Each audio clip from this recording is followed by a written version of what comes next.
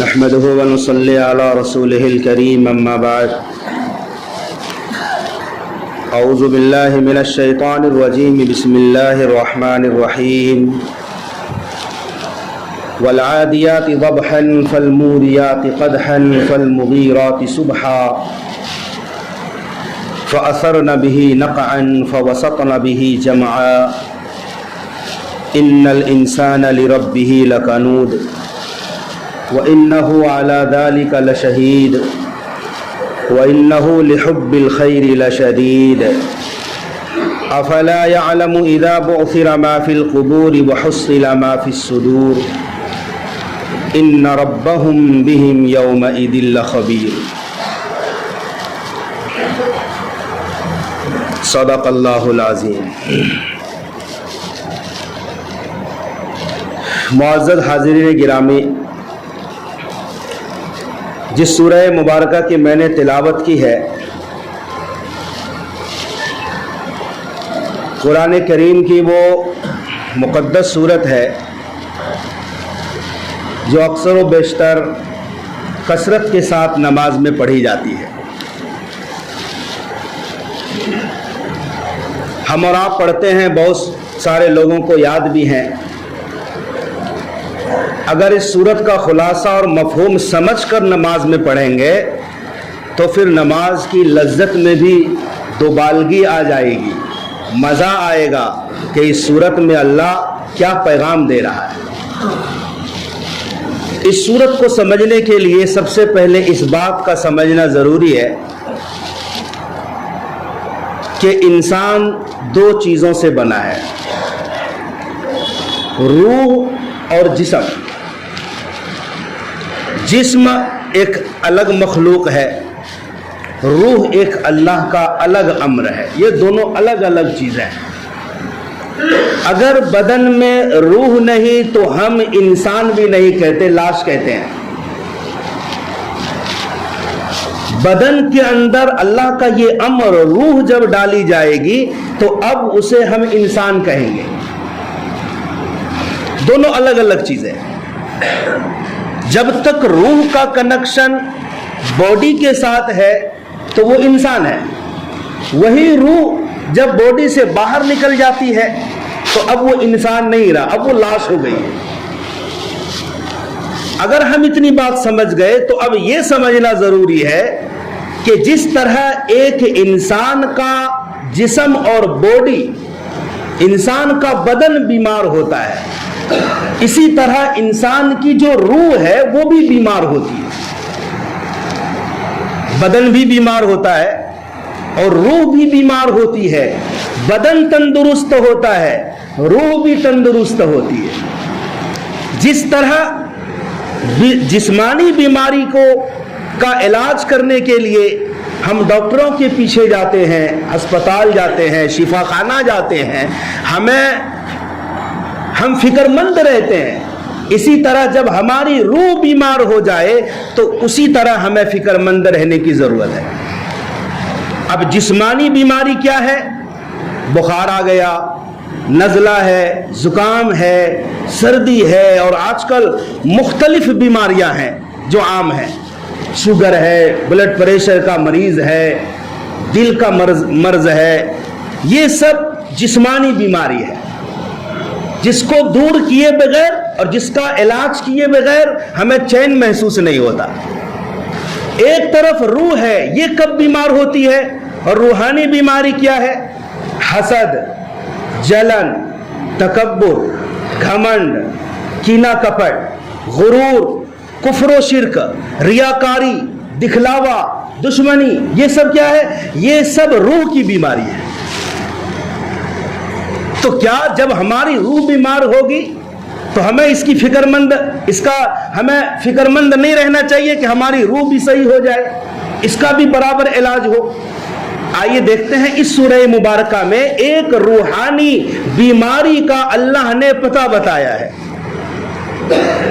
کہ ایک روحانی بیماری عام انسانوں میں پائی جاتی ہے، اور وہ بیماری کیسے آتی ہے اس سورت میں اس کا بھی ذکر ہے۔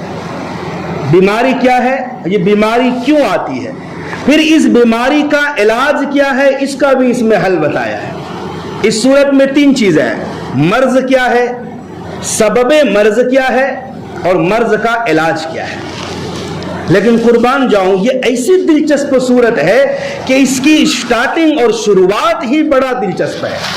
اس بیماری کو بتانے کے لیے اللہ نے جو صورت کی سٹارٹنگ کی ہے یہ بڑا دلچسپ ہے.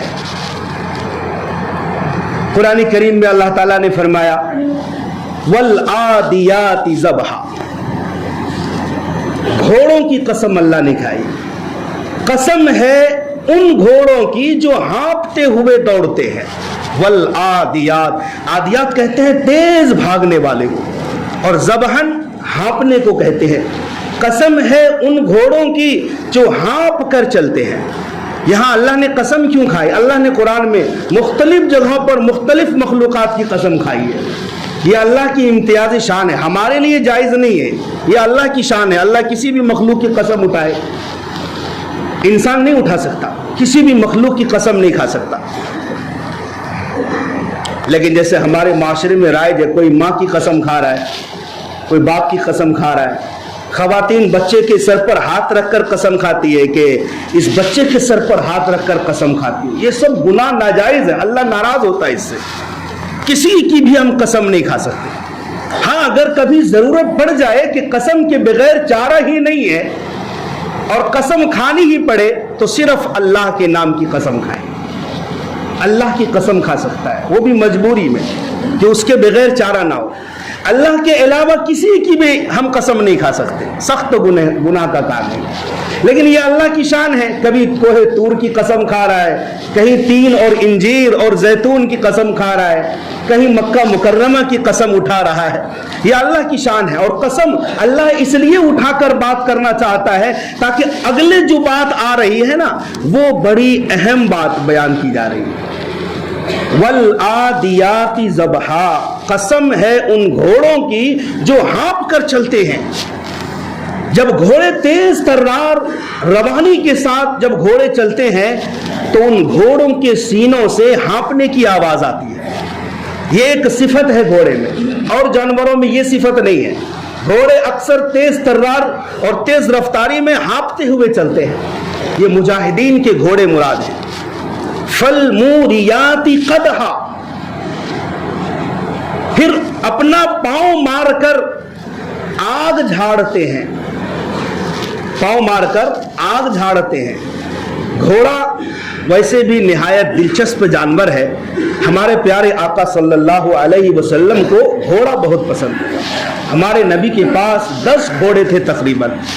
بعضوں نے نام بھی بتائے ہیں، سقب نام بتائے ہیں، المرتجز نام بتائے ہیں، لزاز نام بتائے ہیں، وغیرہ وغیرہ.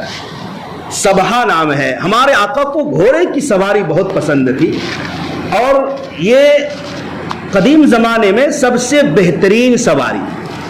آج جو لگژری سفر ہم کرتے ہیں اور بڑی بڑی اور اونچی اور گدے والی گاڑیوں پر ہم سفر کرتے ہیں، تو اس زمانے میں سب سے بہترین سواری گھوڑے کی سواری ہوتی تھی.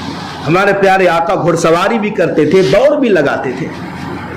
اللہ کے نبی کے پاس اونٹنیاں بھی بہت تھی سواری کے لیے. ہمارے آقا کے پاس خچروں کی بھی سواری تھی. بہرحال تو یہ گھوڑے جب پتھریلی زمین پر چلتے ہیں، عموماً مجاہدین کے گھوڑے کے کھر کے نیچے لوہے کی نال لگی ہوتی ہے. وہ نال جب پہاڑی راستوں پر اور پتھروں کے اوپر وہ نال پڑتی ہے تو گھوڑے کے قدموں سے چنگاریاں نکلتی ہیں. فالموریات قدحا، قسم ہے ان گھوڑوں کی جو اپنا پاؤں زمین پر مار کر آگ جھاڑتے ہیں. یہ بھی تیز تراری کی نشانی ہے. چونکہ اگر سست رفتاری کے ساتھ گھوڑا چلے گا تو یہ خوبی نہیں نظر آئے گی. یہ بھی تیز ترار گھوڑے کی علامت ہے. فالمغیرات صبحا، قسم ہے ان گھوڑوں کی جو صبح کے وقت حملہ کرتے ہیں. یہ عرب کے کلچر کو رکھ کر اللہ تعالیٰ بات کر رہا ہے. اہل عرب جب کسی دشمن پر حملہ کرتے تھے تو صبح کے وقت کرتے تھے. کہ رات میں جب سب سو جائیں، خواب غفلت میں پڑ جائیں، تو صبح اچانک حملہ کر دیں اور حملے کی تاب نہیں لا سکے. تو قسم ہے ان گھوڑوں کی جو صبح صبح حملہ کرتے ہیں. فَأَثَرْنَ بِهِ نَقْعًا، اور قسم ہے پھر وہ گھوڑے گرد و غبار کو اڑاتے ہوئے چلتے ہیں. یہ بھی تیز تراری کی علامت. فَوَسَطْنَ بِهِ جَمْعًا، پھر وہ گھوڑے دشمنوں کے جم گھٹے میں گھس جاتے ہیں. یہاں تک گھوڑے کی خوبی اللہ نے بیان کی. آگ بھی جھاڑتے ہیں، ہانپتے ہوئے چلتے ہیں، دشمنوں کے جم گھٹے میں گھس جاتے ہیں، اور گرد و غبار اڑاتے ہیں، وہ بھی صبح صبح، جبکہ شبنم اور اوس کے ذریعے سے گرد و غبار نیچے جم جاتے ہیں. لیکن اپنے مالک کا اتنا فرما بردار یہ جانور ہے کہ جو اس کا مجازی مالک ہے، اس نے گھوڑے کو پیدا نہیں کیا، صرف 2 وقت کا کھانا دیا، 2 پیسے کا چنا کھلایا ہے، 2 پیسے کی خوراک دی ہے، چارہ کھلایا ہے. لیکن اتنا بڑا احسان مند ہے، اتنا بڑا فرما بردار یہ گھوڑا ہے کہ اپنے مالک کو کبھی شرمندہ نہیں کرتا. تیروں کی بارش ہو رہی ہے، تلواریں چل رہی ہیں، گھماسان کی جنگ جاری ہے، لیکن کیا مجال کہ گھوڑا پیچھے ہٹ جائے؟ مالک کے ایک اشارے پر ادھر کا لگام کھینچا، اشارہ سمجھ کر گھوڑا ادھر جھک جاتا ہے، ادھر کا لگام مالک کھینچتا ہے، گھوڑا اس طرف چلنے لگتا ہے. گھوڑا مر جائے گا، اپنے مالک کو مرنے نہیں دے گا. گھوڑا فرما بردار ہے. کس بات پر؟ کیا کیا ہے مالک نے؟ جان دی ہے؟ نہیں، صرف 2 پیسے کا کھانا کھلایا ہے، چنا کھلایا ہے، جانور کو کھانا کھلایا ہے. اس کا احسان اور فرما برداری کا شکریہ ادا کیا گھوڑے نے کہ پہاڑوں کی بلندی کو بھی چھانا ہے اور پتھروں پر پاؤں مار کر آگ جھاڑا ہے. گھوڑا ہانپ رہا ہے، جمگٹے میں گھسا ہے. گھوڑا وہ جانور ہے جو کم ہمت نہیں ہوتا، ہمیشہ وفا شعار ہوتا ہے اور مجاہد کے لیے سرخرو کا سبب بنتا ہے. گھوڑا کبھی ہمت نہیں ہارتا. یہ خوبی بیان کرنے کے بعد کہ مجازی مالک نے گھوڑے پر تھوڑا سا کرم کیا تو گھوڑے نے اتنا احسان دیا. اے انسان، ان الانسان لربہ لکنود. اب جو مین بات ہے جو اللہ کہنا چاہ رہا ہے، ان خوبیوں کو بیان کرنے کے بعد اللہ کہہ رہا ہے بے شک انسان اپنے رب کا بڑا ناشکرا ہے. گھوڑا چنا کھا کر مالک کے لیے جان دینے پر تل جاتا ہے. بے شک انسان اپنے رب کا بڑا ناشکرا ہے. یہاں لفظ رب لایا ہے. رب کسے کہتے ہیں؟ رب کہتے ہیں جو تدریجاً دھیرے دھیرے پرورش کر کے پائے تکمیل تک پہنچائے، اسے رب کہتے ہیں. اسی لیے ماں باپ کو مربی کہا جاتا ہے، استاد کو پڑھانے والے کو مربی کہا جاتا ہے، تربیت کرنے والے کو، کہ وہ دھیرے دھیرے تربیت کر کے پرورش کر کے بچے کو بلندی تک پہنچاتا ہے. یہاں لفظ رب کا استعمال ہوا. اے انسان غور کر، تیرے اوپر اللہ نے کتنا احسان کیا ہے. جب تو پیدا نہیں ہوا تھا، مادر رحم میں تھا، ماں کے پیٹ میں تھا، وہاں پر میں نے یہ کرم کیا کہ حیض اور ماہواری کے ناپاک خون کو بند کر دیا. کس کے لیے؟ تمہاری خوراک کے لیے بند کر دیا ہے. بچہ ماں کے پیٹ میں کیا کھاتا ہے؟ جو عورتوں کو ماہواری خون آتا ہے، ناپاک گندا خون، اسی خون کو اللہ نے بند کر کے بچے کے لیے رزق بنا دیا. ساری دنیا کے فلاسفر جمع ہو جائیں اور سائنسداں جمع ہو جائیں اور ڈاکٹر اور حکما جمع ہو جائیں، ایڑی چوٹی کا زور لگا لے، بچے کو ماں کے رحم میں رزق نہیں پہنچا سکتے. یہ اللہ کی شان ہے، یہ اللہ کی قدرت ہے. پھر جب بچہ پیدا ہوا، بچہ چیخنا چلانا شروع کیا. اب کہاں جاؤں؟ وہاں تو رزق مل رہا تھا، روزی میسر تھی کہ ماں کا خون رزق بن رہا تھا. اللہ نے فرمایا گھبرا نہیں، میں تمہارا رب ہوں، میرا نام رب ہے. وہاں ایک راستہ بند ہوا ہے رزق کا، یہاں تیرے لیے 2 راستے بنائے ہیں. بچے، تمہارے ماں کی چھاتیوں میں 2 دودھ کے چشمے جاری کیے ہیں. اس چشمے میں دودھ کہاں سے آتا ہے؟ اللہ اپنے خزانے سے بھیجتا ہے. کوئی نہیں کسی کی طاقت کہ ماؤں کی چھاتیوں میں دودھ پیدا کرے، یہ رب نے انتظام کیا ہے. اب وہ بچہ کہاں جائے گا؟ بچے کو دودھ پلایا، پھر بچے کو 2 سال 2.5 سال میں جب چھڑایا، اب پھر چلایا اب کیا کروں؟ اللہ نے کہا 2 راستے بند ہوئے، اب 4 راستے کھولتا ہوں، آسمان سے بارش برسا کر تیرے لیے رزق کا سامان کروں گا، زمین سے کھیتیاں نکال کر تجھے رزق پہنچاؤں گا، درختوں میں پھل پھول لگا کر رزق دوں گا، اور جانوروں کے تھنوں میں دودھ ڈال کر نسقیکم مما فی بطونہ، تمہیں جانوروں کے ایسے تھن سے، جانوروں میں 2 ناپاک نالیاں ہوتی ہیں، گوبر کی نالی، خون کی نالی، ان دونوں کے درمیان اور بیچ سے تمہیں ایسا دودھ دوں گا، من بین فرس و دم، گوبر اور خون کے بیچ سے، لبنن خالصا، پیور دودھ، مزیدار دودھ، تازہ دودھ، گرم دودھ، ہر عمر کے لوگوں کے لیے بہترین مشروب ہے، میں تمہیں وہاں سے نکال کر دوں گا۔ کون سی طاقت ہے جو ایسی گندی جگہوں سے ہمارے لیے پاکیزہ دودھ کا رزق دے رہا ہے؟ اے انسان، تو اپنے رب کا بڑا ناشکرا ہے۔ یہ ناشکری عموماً ہر انسان میں، یہ ایک روحانی بیماری ہے۔ جب کوئی کسی کو کچھ دے، اس کا شکر گزار بننا چاہیے، اس کا شکر گزار بننا چاہیے۔ ماں باپ نے پالا ہے، ماں باپ کا شکر گزار بننا چاہیے۔ استاذ نے پڑھایا ہے، اس کا شکر گزار بننا چاہیے۔ آپ کی مصیبت پر کسی نے آپ کی مدد کی ہے، اس کا شکر گزار بننا چاہیے۔ سب سے بڑا شکر گزار بندے کو اللہ کا بننا چاہیے۔ اللہ نے زندگی دی، اللہ نے وجود دیا ہے، اللہ نے ہمیں جان بخشی ہے، اللہ نے ہمیں زندگی کا سرمایہ دیا ہے، اس اللہ کے لیے ہم شکر گزار بنیں۔ لیکن عام طور پر انسان رب کا بڑا ناشکرا ہے۔ کیسے ناشکرا ہے؟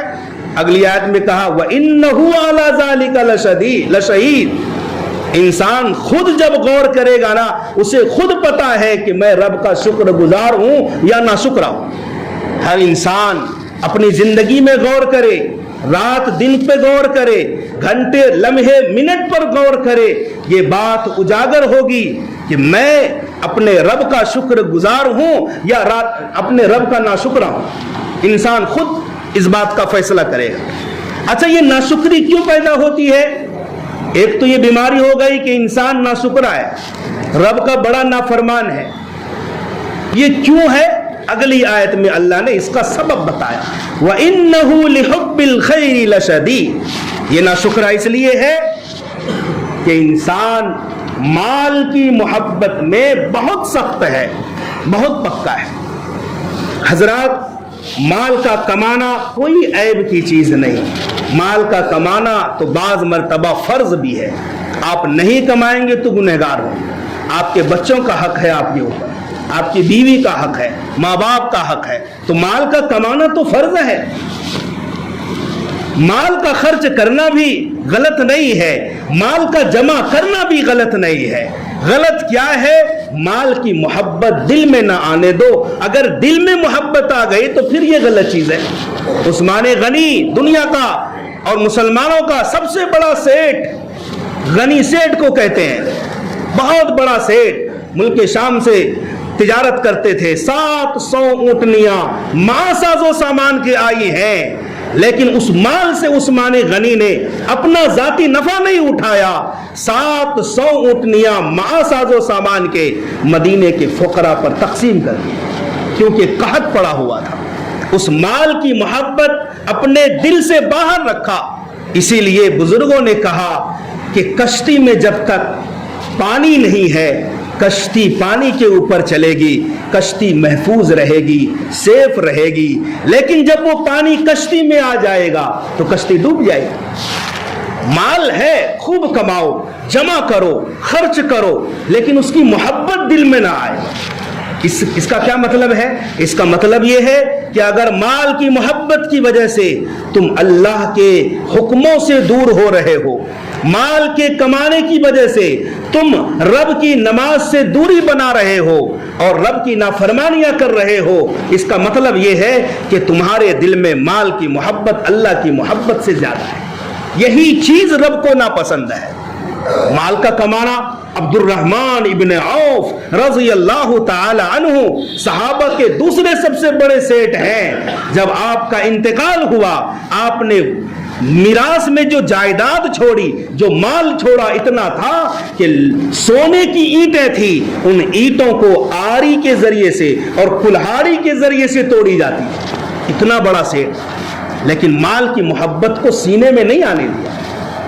میرے بھائی, یہ ایک مرض ہے اور اس کا ایک سبب ہے کہ یہ مال کے زیادہ محبت سے, اللہ سے زیادہ مال کی محبت ہو جائے تو انسان ناشکرا بن جاتا ہے. اور اس کا علاج اب اگلی آیت میں ہے. افلا یعلم اذا بؤثر ما فی القبور وحصل ما فی الصدور.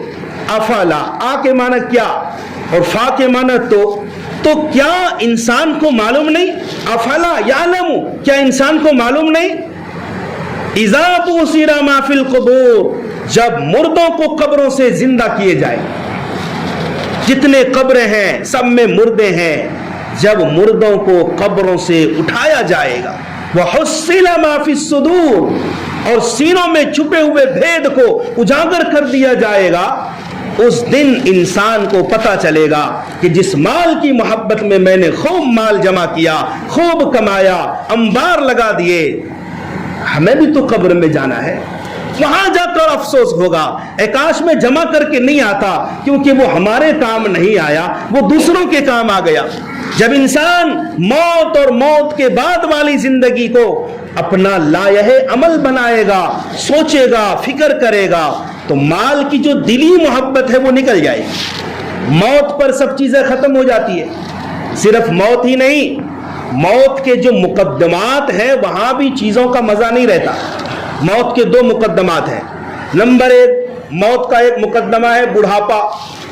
بڑھاپا انسان کو اچھی چیزیں دو کھانے کے لیے. بڑھاپا ایک خود بیماری ہے. بڑھاپے میں مزہ نہیں آتا, بڑھاپے میں انسان کے دانت نکل جاتے ہیں, انسان کا معدہ کمزور ہو جاتا ہے, جو وہ کھانا چاہے وہ بھی نہیں کھائے گا, ہمت نہیں ہوتی ہے, پرہیز کرنا پڑتا ہے, طاقت نہیں رہتی, قوہ کمزور ہو جاتے ہیں, چیزیں ہیں مگر مزہ نہیں آتا. نمبر 2, موت کا ایک مقدمہ ہے بیماری. ایک معمولی بخار چڑھ جائے نا, اچھی چیزیں بھی کڑوی لگنے لگتی ہے, میٹھی چیزیں بھی کڑوی لگنے لگتی ہے, اچھی اچھی غذائیں ہیں مگر بیماری ایسی آ گئی اب کھا نہیں سکتے, استعمال نہیں کر سکتے. موت تو بعد کی چیز ہے, پہلے بیماری ہے, بڑھاپا ہے, لیکن جب موت آ جائے گی ساری چیزیں چھوڑ جائے گی. یہ اس کا ایک علاج ہے.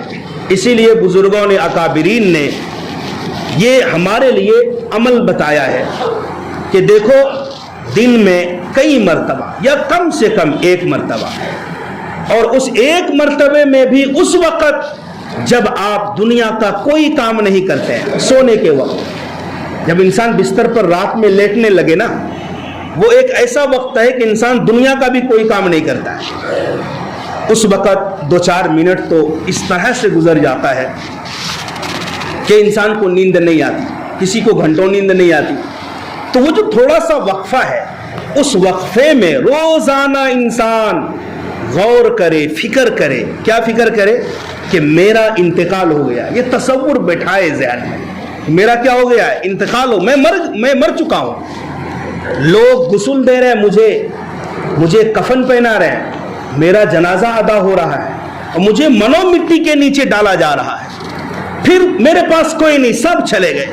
وہاں اللہ میرے گناہوں کو گنا رہا ہے, میرا محاسبہ ہو رہا ہے, میری پکڑ ہو رہی ہے, اور میرے پاس کوئی عذر نہیں ہے. جب انسان سونے کے وقت 1-2 منٹ کے لیے بھی, 5 منٹ کے لیے بھی یہ تصور دل میں بٹھائے گا, انشاءاللہ بہت ساری برائیوں سے وہ باز رہے. پیارے آقا صلی اللہ علیہ وسلم نے 3 شخص پر بہت لعنت کی ہے. کتنے شخصوں پر؟ 3 شخصوں پر. کون ہے؟ نمبر 1, جھوٹا بادشاہ. بادشاہ بھی ہے, جھوٹ بھی بول رہا ہے. بھائی جب تم بادشاہ ہو, سارے اختیار تمہارے پاس ہے, تو جھوٹ بولنے کی کیا ضرورت ہے؟ بغیر جھوٹ کے بھی تم کام چلا سکتے ہو, لیکن پاورفل بادشاہ ہو کر, با اختیار ہو کر جھوٹ کا سہارا لے رہا ہے, تو اللہ کو بہت ناپسند ہے ایسا بادشاہ. بادشاہ صرف بادشاہ ہی نہیں, ہر شخص اپنی جگہ پر بادشاہ ہے، غور کرے۔ نمبر 2، فقیر متکبر، پلے کچھ بھی نہیں، فقیر ہے، تنگ دست ہے، اور دماغ 7ویں آسمان پر رہتا ہے، اتنا گھمنڈی متکبر، بھائی جس کے پاس ہو وہ غرور کرے تو بھی اللہ کو پسند نہیں، تمہارے پاس تو کچھ بھی نہیں تو بھی تم گھمنڈ کر رہے ہو، تکبر کر رہے ہو، اللہ کو سخت ناپسند ہے، لعنت کی ہے اس پر۔ نمبر 3، الشیخ الزانی، بوڑھا ہو گیا مگر زنا کرتا ہے، بوڑھا زناکار، بدکاری کرتا ہے، نظر خطا کرتا ہے، آنکھوں سے زنا کرتا ہے۔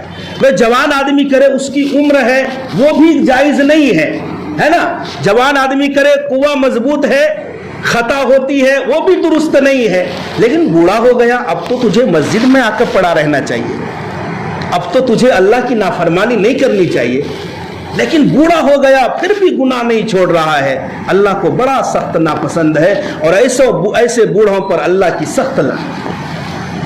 ان ربهم بهم یومئذ لخبیر، بے شک ان کا رب ان کے متعلق اس دن سے سب کچھ باخبر ہے۔ اللہ تبارک و تعالی ہم سب کو عمل کی توفیق